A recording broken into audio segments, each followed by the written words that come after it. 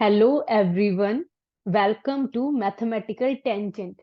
अगर आपने अभी तक इस चैनल को सब्सक्राइब नहीं किया है then please do subscribe the channel, क्योंकि इसी चैनल के थ्रू मैं आपकी 9th एंड 10th की मैथमेटिक्स को कवर करने वाली हूँ। चलिए स्टार्ट करते हैं आज की video. So yes, today's video on chapter number 9, that is circles, exercise 9.1, question number 2। जी हाँ, हम चैप्टर 9 के एक्सरसाइज 9.1 के क्वेश्चन नंबर 2 पर पहुंच गए हैं। चलिए स्टार्ट करते हैं, इस प्रश्न को अच्छे से समझते हैं। इससे पहले अगर आपने क्वेश्चन नंबर 1 की वीडियो नहीं देखी तो आप देख लीजिएगा, because we have covered it.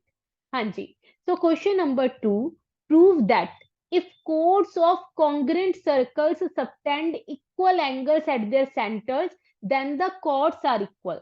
देखिए, इसे समझने की कोशिश करते हैं। यहाँ बोला क्या जा रहा है? बोला जा रहा है कि प्रूव कीजिए, अगर कॉन्ग्रेंट सर्कल्स की जो कोड हैं वो सेंटर पर इक्वल एंगल बना रही हैं, तो देन के बाद वाला हमें टू प्रूव में लिखना होता है, और इफ वाला जो भी क्लोज दिया गया है, जो भी शब्द दिए गए हैं, यानी वो गिवन है, तो हमें ये प्रूव करना है कि कोड्स इक्वल होंगी तभी वो सेंटर पर इक्वल एंगल बनाएंगी। तो इसके लिए यहां पर हम ले लेते हैं अपने दो circles. Now let us start with taking two centers. देखिए, यहां हम दो सेंटर्स ले लेते हैं, एक center A and the other is B. अब सेंटर है तो हमें कोर्स भी लेनी पड़ेंगी, बिकॉज कोर्स की बात हो रही है। तो यहाँ इन दोनों सर्कल्स में हम अपनी कोर्स बना लेते हैं कुछ इस तरह से।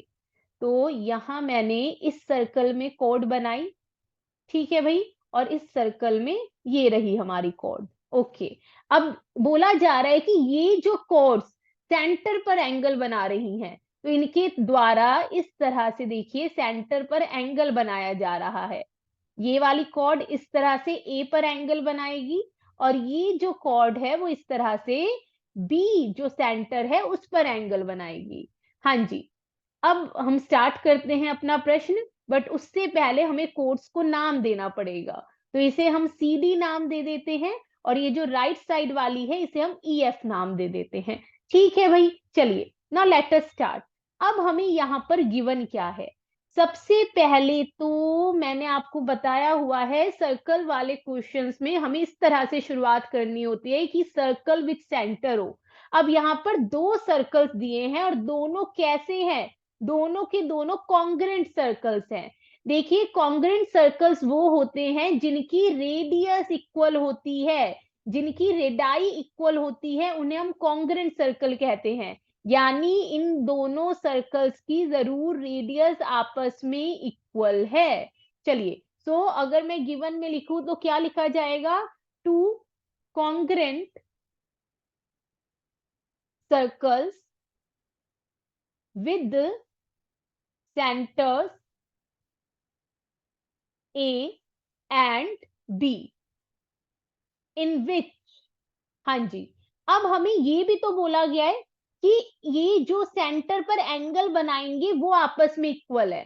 तो आपको नजर आ रहा होगा, ये जो हमारा ये जो सर्कल है पहले वाला लेफ्ट वाला, ये सेंटर पर ये एंगल बना रहा है सी ए डी, और ये जो राइट वाला सर्कल है ये सेंटर पर एंगल बना रहा है ई B F.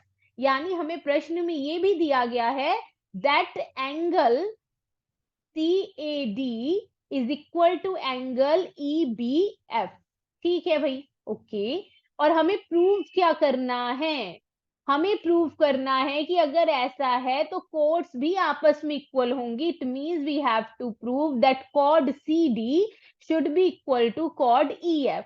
Now let us start our proof. अब हम अपना प्रूफ स्टार्ट करेंगे भाई।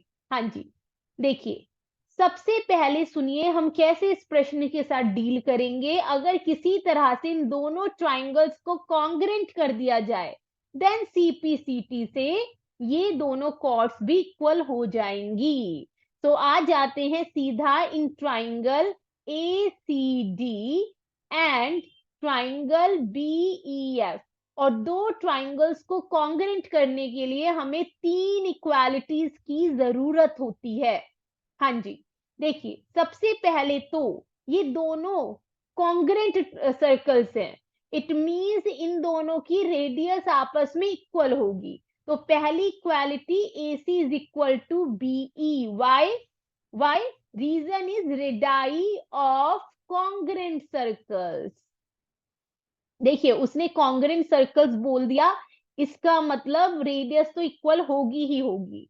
इसी तरह से AD भी तो रेडियस है इस सर्कल की, और इस सर्कल में BF रेडियस है, तो ये दोनों भी आपस में इक्वल होंगी with same reason, radii of congruent circles. ठीक है भाई। अब अगर मुझे एक और इक्वालिटी मिल जाए, दो हम कर चुके हैं, बस एक और मिल जाए, तो ये दोनों ट्राइंगल्स कॉन्ग्रेंट हो जाएंगे। अब ध्यान से देखिए, हमें प्रश्न में ये भी तो दिया है कि ये जो एंगल है वो इस एंगल के इक्वल है, दिस वन, तो इसे भी तो हम यूज करेंगे। Angle CAD is equal to angle EBF। Why? This is given therefore triangle ACD is congruent to triangle BEF। देखिए मैंने आपको बोला है जब भी हम दो ट्राइंगल्स को कॉन्ग्रेंट करते हैं, यहाँ पर हमें क्राइटेरिया मेंशन करना होता है। अगर आप क्राइटेरिया भूल चुके हैं, don't worry, I will remind you. देखिए एक ये साइड है, एक ये साइड है, और एक इनके बीच में आने वाला एंगल है। तो क्राइटेरिया क्या बना? Side angle side. तो जी हाँ, यहां हम लिखेंगे बाय साइड एंगल साइड। और यहां से हमें मिला क्या? हमें चाहिए क्या था? हमें चाहिए था कॉड CD इज इक्वल टू कॉड EF।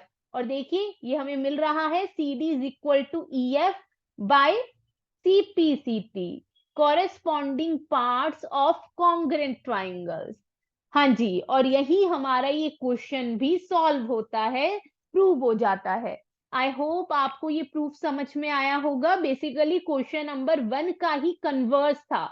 यहाँ देखिए गिवन टू प्रूव की अल्टा पल्टी हो गई है। अगर आपने पिछली वीडियो समझी होगी, उस क्वेश्चन को समझा होगा, तो यहाँ जो गिवन में लिखा है वो पिछली बार टू प्रूव में लिखा हुआ था, ये हमें प्रूव करना था। और आज जो इस प्रश्न में यहाँ टू प्रूव में लिखा हुआ है वो क्वेश्चन नंबर 1 का गिवन पार्ट था। यानी question number 2 is the converse of question number 1।